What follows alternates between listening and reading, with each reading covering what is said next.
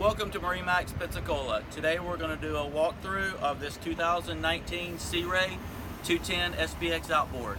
This boat has the full black hull color option. On the back, it is powered by a Mercury 200 Verado digital throttle shift engine. This boat does have the rear transom sea deck option and the walk-through sea deck.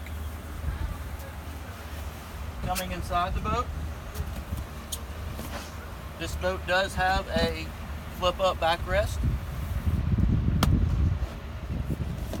storage, huge storage compartment underneath.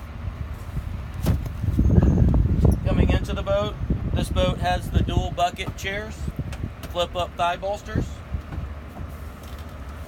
Here at the helm, this has the Simrad digital dash, fusion stereo,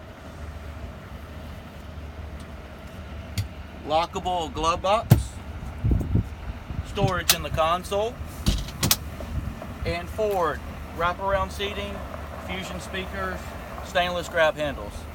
Come see us at MarineMax Pensacola.